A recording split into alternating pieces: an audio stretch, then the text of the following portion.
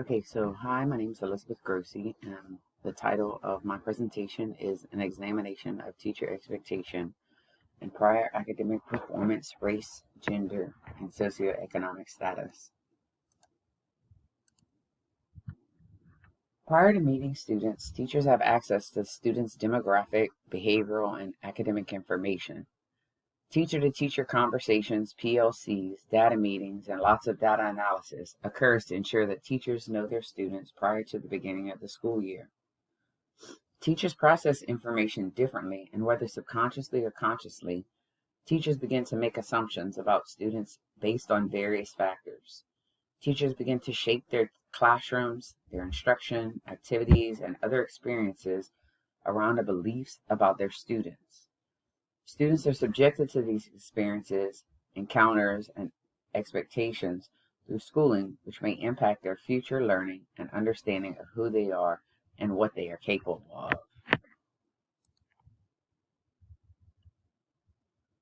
Far too many teachers base their expectations on students' race, their gender, socioeconomic status, and I'm going to call it SES, and prior academic achievement. In some instances, teachers' beliefs, mindsets, and expectations are sometimes built upon stereotypes and bias that commonly exist in our culture. The teacher's expectations can vary from low to average or high, depending upon the student and their background, and the teacher's beliefs or stereotypes of bias that they may have. Teachers may have different mindsets about students, believing that they are high achievers, that they might value education, and are prepared for the challenge within the child's classroom experiences in ways that promote students' advancement. Ultimately, teachers' classrooms and student-teacher experiences are shaped by the teacher expectations, which impact students in different ways. In some cases, students may be viewed as having more capacity to learn and succeed because of their background. One example is the belief that Asians are more likely to be academically successful, as found by the studies of DeCastro and Chu, and also the studies of Irizarry. On the other hand, teachers have deficit mindsets about some students, which may stem from stereotypes, bias, or beliefs about the students' backgrounds. The research of Pringle, Lyons, and Booker gave voice to African American females in high school. Many of their participants reported that teachers referred to their behavior as, quote, ghetto girl, and teachers often treat them differently than their white female peers in the classroom. Teachers' beliefs drive their expectations. High and low expectations unfold in a classroom differently, and these expectations shape the students' experiences from the relationships students build with their teachers to the instruction, activities, discipline, and opportunities that students are subjected to. It is probable that these experiences play a role in students' engagement, motivation, academic growth, socio-emotional well-being, and their overall feelings of school. When students have teachers with high expectations, they are more likely to be successful, enjoy school, and are given more opportunities than their peers. When students are subjected to low expectations, they are left with instruction and activities that are less rigorous, have no challenge, and are not taught critical thinking skills. Teachers with low expectations often treat and discipline their students differently, provide less thoughtful feedback, and don't develop meaningful student-teacher relationships. Low expectations may lead to low educational growth, lack of self-worth, missed opportunities, and negative feelings about education. Female students from economically disadvantaged situations, or minority students are more likely to have teachers with low expectations. This becomes problematic because the constant stigmatizing of this population of students is both dehumanizing and perpetuates inequalities that can be found in our society. Because teachers spend so much time with students, it's important to understand the dynamics of classroom beyond instruction. The classroom environment, instruction, activities, and student-teacher relationships may be factors in the development of students' sense of belonging in schools. This may play a part in them understanding who they are as learners and humans, and it can be possible that these factors be the reason they are motivated and engaged in learning. Educational experiences can possibly empower or dehumanize students, depending on the scenario. It is imperative to learn and understand more about the teacher's expectations and the impact their expectations have on classroom experiences, learning, and growth to be better to better prepare pre-service teachers and to further develop more inclusive and effective teachers. The purpose of this examination is to investigate the ways in which teachers develop their expectations, to examine the relationship between teacher expectations and past academic performance, race, SES, and gender, and to examine the impacts of expectations. The guiding questions behind the literature. How do classroom teachers develop their expectations for students? Are teachers' expectations influenced by a student's gender, race, SES, or past academic performance?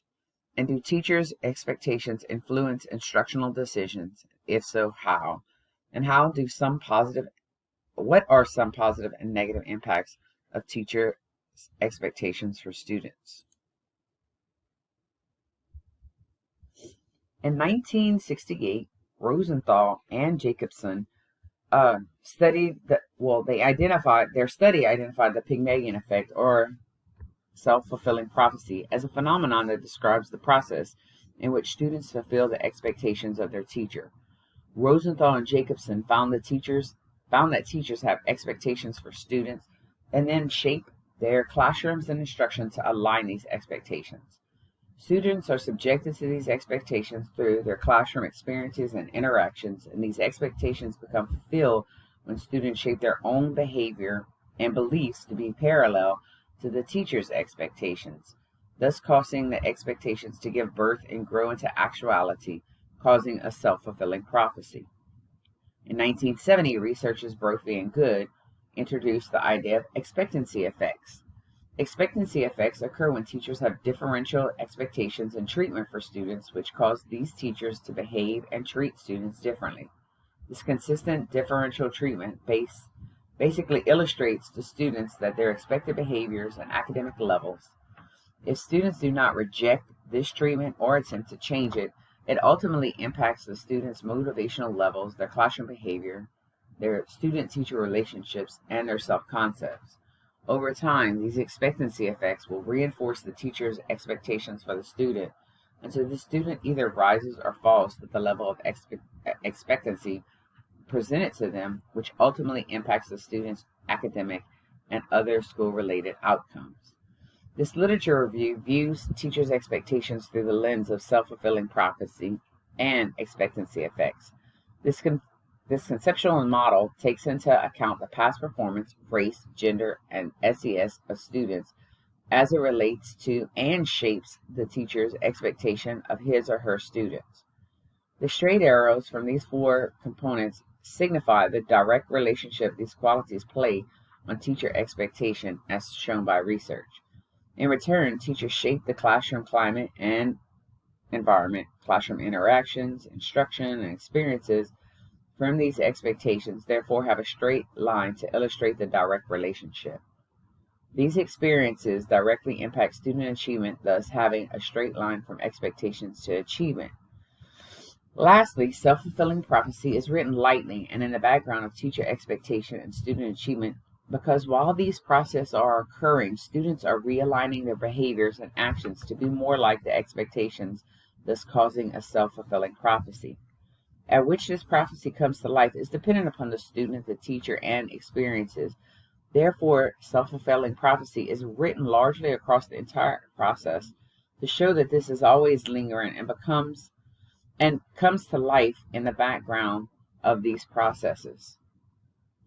Also, expectancy effect is written lightly after teacher expectations because these processes also occur within students as a result of the teacher's expectations and may not manifest themselves as present until students are questioned, achievement scores are evaluated, or classrooms are observed.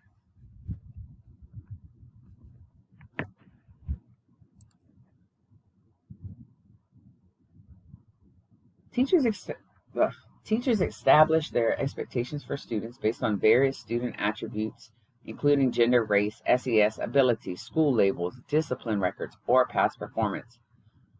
Some teachers may shape their expectations, whether this is a conscious or unconscious decision, from preconceived beliefs, bias, stereotypes, or their views about students' behavior or work ethic.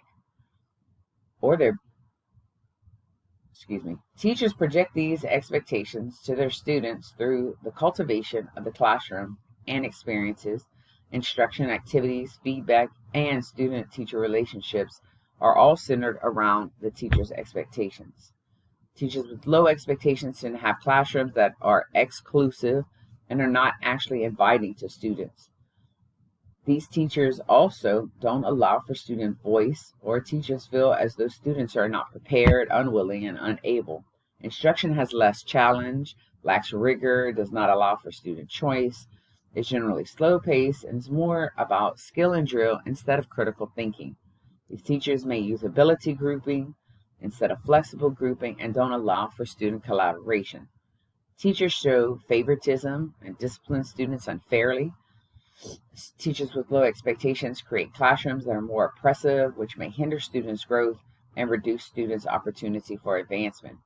Contrary to these teachers are those teachers with high expectations. These teachers provide specific and positive feedback to students. They allow for collaborative and flexible grouping. Teachers with high expectations shape instruction to be challenging and rigorous, include small group instruction time, question students, and allow for student leaders within their classrooms. In a study with of teachers with high expectations, student participants of the Timmons study reported having increased motivation and enjoyment when allowed to have leadership or choice in their classroom. Participants from the research of the Bossier study, the Cooper, Finley, and Good study, and Rapport, including the Friedrich study, all showed increased academic gains in mathematics or language after being taught by a teacher with high expectations. This increases the probability of enrolling in advanced or college preparatory classes. Participants in the Bossier study received higher rankings during their high school track and were more likely to be enrolled in honors or college prep classes. All of this gives rise to more opportunities for students. One limitation of the research, generally speaking, about teachers' expectations includes the fact that district policy and curriculum were not included as a variable in these studies. Also, the teacher's preparatory training, whether it was the university 4-year training, an alternative certification track, or teacher recruitment programs, were not included in the expectation literature. Professional development wasn't included. Teacher self-efficacy, pedagogical content knowledge was not factored into any of these studies. Also, the teacher's past mentors or student teaching opportunities was not mentioned in the literature, and these all possibly could shape teachers' understandings and their expectations for students.